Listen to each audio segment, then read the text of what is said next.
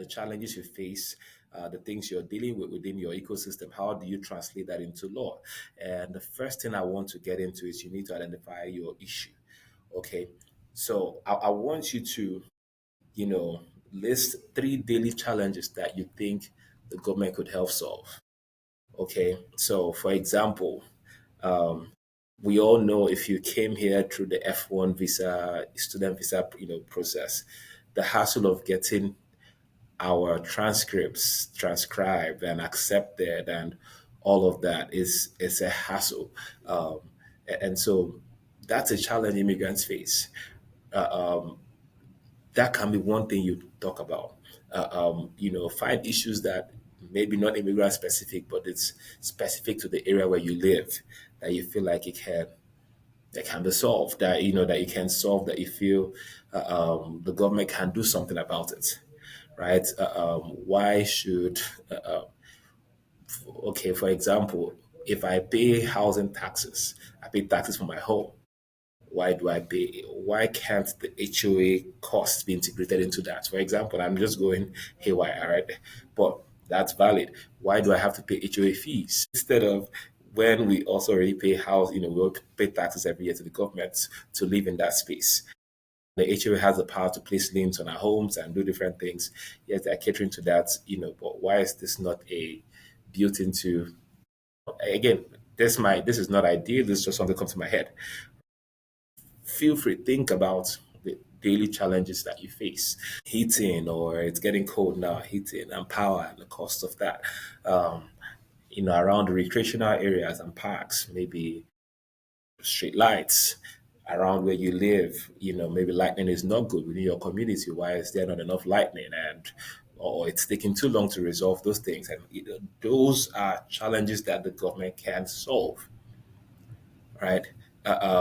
Whether it's around the immigrant experience or just in your own experience around where you stay, where you live, where your children go to school, the school districts, like this, things you complain about, and you feel like something can be done by the government. Make a list of those things. Let's start with three, right? And then I promise you that those things, more than likely, they're often connected to a specific law, right? Connected to some policy, and we're trying to find solutions, right? And then find the lawmakers that hold the pen to implement these things for us.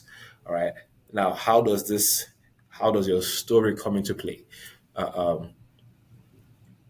Your story is something that's from the heart, right? It's an experience. You're sharing, when you're trying to push the agenda for any of these challenges, you're leveraging your own, okay, this is what I've gone through, what I've faced, this is a struggle I've endured because of this thing. Or this is the success, this is the joys I've had, and I'm wondering why can't this be something that's available to everybody? It doesn't have to be negative, necessarily negative all the time.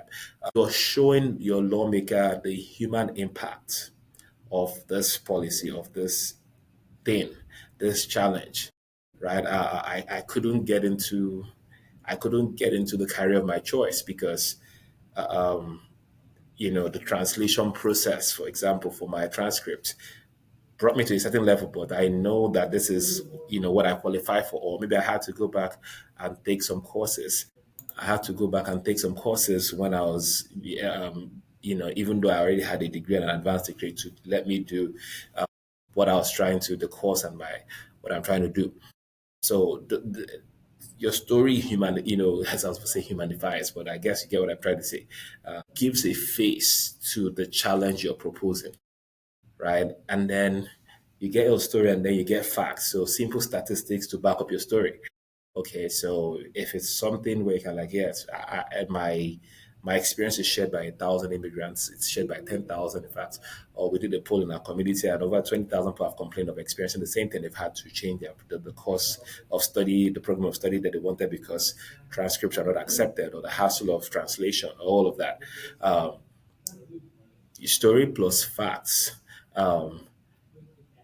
take the thing from just an idea to it becomes real, right? Personal feelings open up the conversation, and then your facts make it real. So it's no longer just you feeling something. It is a real situation that you're navigating.